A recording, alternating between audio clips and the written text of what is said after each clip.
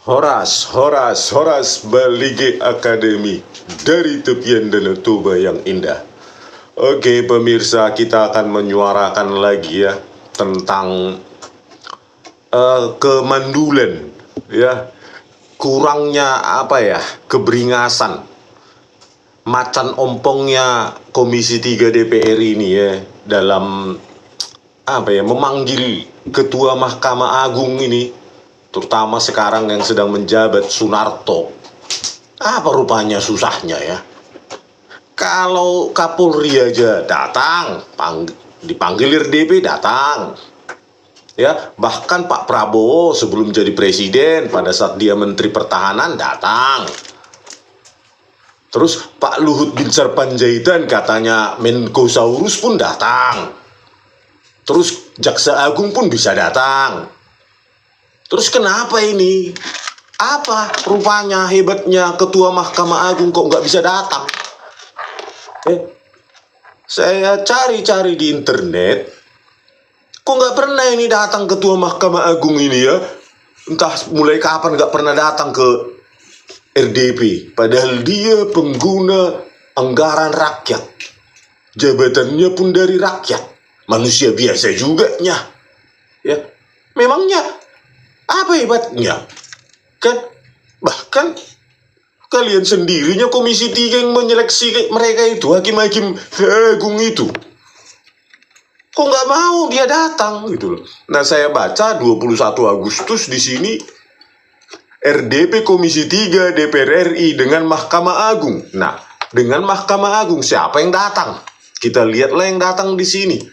Hadir pada rapat tersebut Direktur Jenderal Badan Peradilan Umum H. Bambang Mianto SHMH selaku PLH Sekretaris Mahkamah Agung menyampaikan Mahkamah Agung kembali meraih opini. Terus mana ketuanya di sini? Ketuanya kok hanya sekretaris MA-nya? Kenapa nggak bisa rupanya orang itu dipanggil? Panggil resmi Pak Habibur Rahman, jangan mau diwakili oleh sekretaris Mahkamah Agung.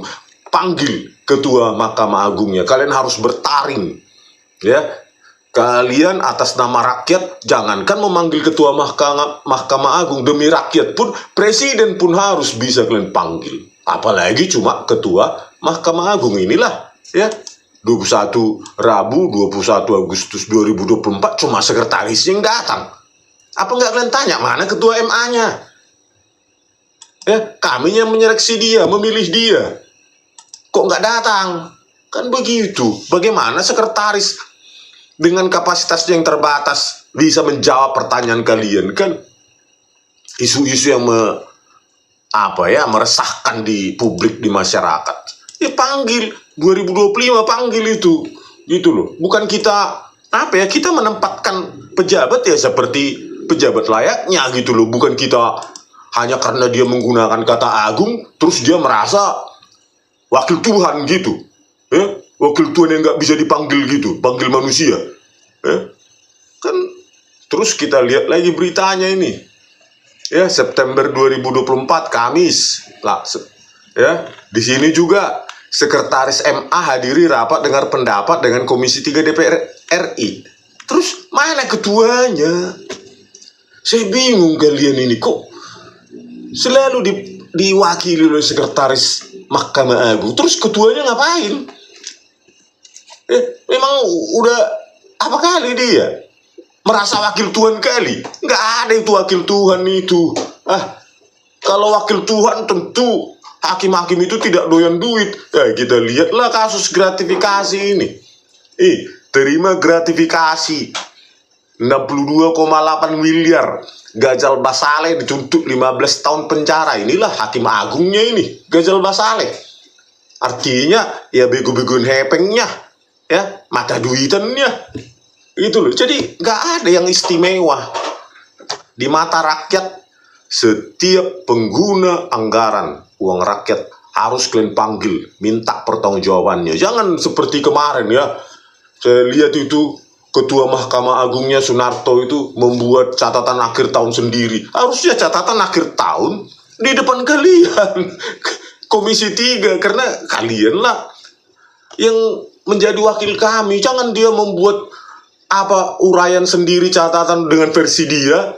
Ya, kalau dia sendiri yang membuat, ya overclaim lah. Ya merasa berprestasi lah. Tapi kan harus dihadapkan oleh kalian. Gitu loh. Ini buktinya. Mereka bukan wakil Tuhan. Banyak lagi kasus mafia perkara Jarod Richard yang 1 triliun duitnya dari hasil mengurus perkara. Ya, sekian dari hukuman mati menjadi hukuman seumur hidup, terus sekian tahun nanti menjadi kurangi, ya, terus nanti dendanya 42 triliun menjadi 2 triliun, kan begitu, ya. Jadi karena kuat apanya ya, hebatnya wewenang ini, tingginya ya, kuatnya wewenang dari Mahkamah Agung ini. Kalau kalian tidak mengawasi, ya suka-sukanya lah, ya suka-sukanya gitu. Karena ya kalian panggil pun nggak datang itu ketua MA. Kan itu kan sebenarnya melecehkan kalian sebagai wakil rakyat, Pak Habibur Rahman, ya. Sebenarnya itu melecehkan kalian, tapi kalian nggak sadar. Karena ketika kalian panggil Kapolri, ya Kapolrinya datang. Ketika kalian panggil Kejaksaan Agung, Jaksa Agung yang datang, bosnya gitu loh. Tapi ketika kalian memanggil Mahkamah Agung, sekretarisnya yang datang.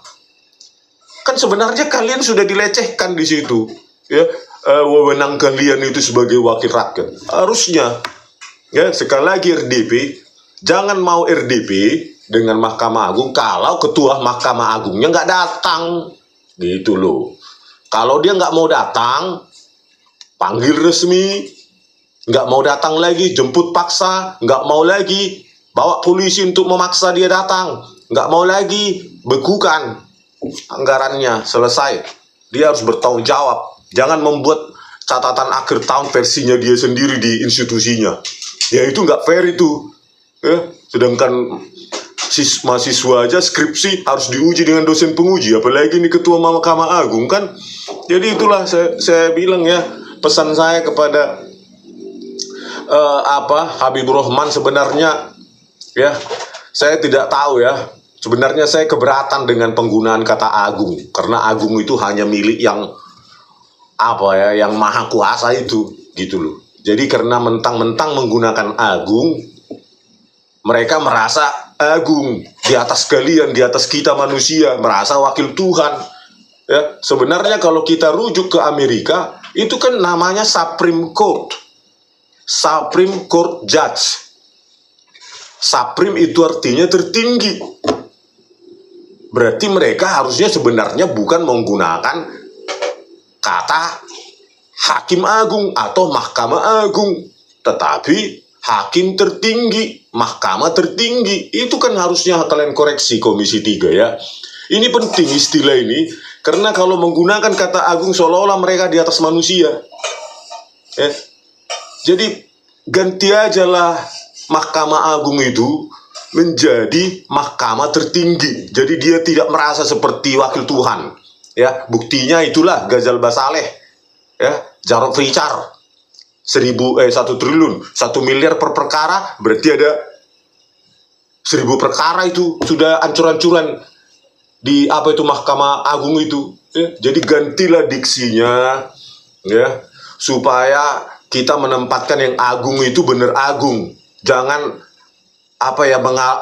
mengalami pemerosotan definisi ya, makna. Agung itu seolah-olah nanti hakim agung bisa disuap kan gitu. Kasihan kata agung itu. Ya, agung itu harus ditempatkan ke yang benar. Ya, kalau kita merujuk ke Amerika kan Supreme Court Judge, berarti hakim mahkamah tertinggi, Supreme, Supreme. Gitu loh. Hindarilah menggunakan kata agung ini supaya mereka jangan seolah-olah di atas manusia, merasa wakil Tuhan ya. Dan koreksi juga di pengadilan itu janganlah dipakai kata yang mulia ya, karena banyak sekali yang tidak mulia gitu loh ya, Pak saja gitu. Jadi harus kalian tanya apakan juga, konfirmasi ke itu ketua MA-nya, bagaimana kalau kami ingin membuat undang-undang baru untuk mengganti itu Mahkamah Agung, karena banyak kasus tidak agung lagi. Ya, agung itu hanya untuk apa ya, yang maha kuasa. Jadi ganti kalianlah itu Mahkamah Agung menjadi mahkamah tertinggi. Hakimnya di sana bukan hakim agung, hakim tertinggi. Karena dia berupa manusia, bukan agung, maka dia harus kalian periksa. Harus kalian RDP. Dan pertanyaannya bukan pertanyaan formalitas, bukan laporan-laporan formalitas saja. Ya. Contoh, ya, harusnya saya sudah laporkan ini ke kalian 37 bukti ilmiah.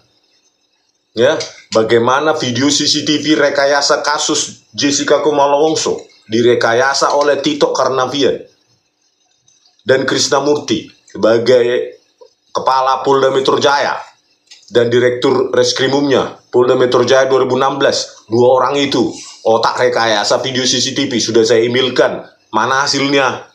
Cuma dibilang akan menjadi, kami sudah tembuskan ke pimpinan Komisi 3 untuk menjadi perhatian serius, cuma itu toh. Ya. Pada jelas itu Tito Karnavian, ya, di bawah komando dia video CCTV direkayasa. Seorang rakyat, ya, Jessica Kumala Wongso dibui 8,5 tahun, 4 bulan di sel tikus karena rekayasa polisi. Ya, laboratorium komputer forensik oleh Muhammad Nur Al-Azhar Kombes itu dijadikan studio animasi digital. Berani nggak kalian manggil Kapolri? Berani tidak kalian memanggil Tito Karnavian dan siapa itu? Krisnamurti, Muhammad Nur Al-Azhar, ahli forensik penipunya, dan Christopher Harimanrianto? Berani tidak? Ini loh penting, ini sangat penting. Bagaimana polisi di tangan Tito Karnavian menjadi lembaga rekayasa, institusi rekayasa. Kan nggak berani kalian. Ya, email saya nggak kalian balas. Hanya pemukulan bos roti ke karyawan roti aja yang kalian urusin. Apalah itu? Ya. Coba kalian berani nih Habibur Rahman memanggil Tito Karnavian, Kapolri Listio Sigit Prabowo, terus ahlinya, terus panggil saya, konfrontasi di depanmu, supaya masyarakat teredukasi bahwa bisa loh polisi ini merekayasa kasus, merekayasa barang bukti digital gitu. Terus kasus Vina Cirebon ini bagaimana?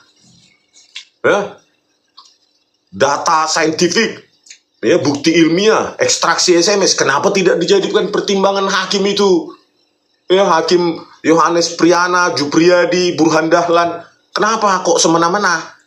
Peradaban hukum kita harus semakin maju berdasarkan saintifik, bukan berdasarkan orang kesurupan, bukan berdasarkan kesaksian Aib, Dede dan Liga Akbar gitu loh. Gitu loh, supaya peradaban hukum kita itu makin maju, bukan berdasarkan pada kesaksian-kesaksian. Ini malah data ilmiah, ya, bukti ilmiah malah enak aja diabaikan para hakim itu yang katanya agung, harusnya hakim tertinggi gitu loh.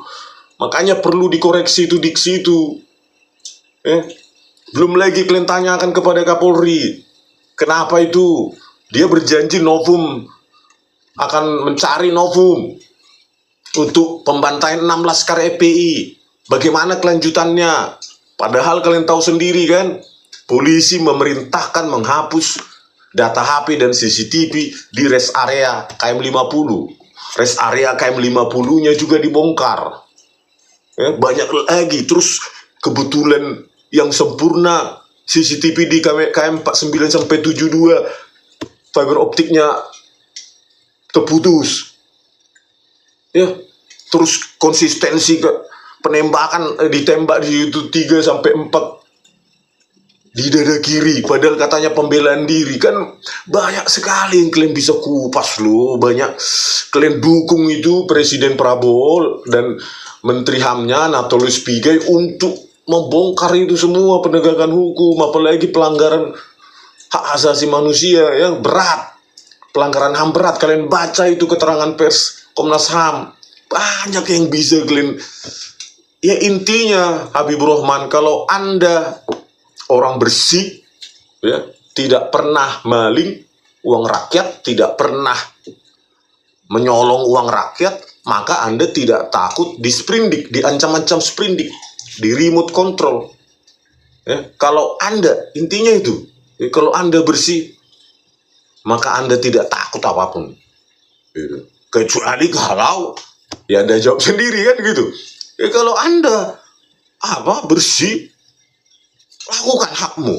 Hakmu adalah sebagai ketua Komisi 3 bisa menyuratin, bisa memanggil siapapun, bahkan presiden itu pun bisa kau panggil.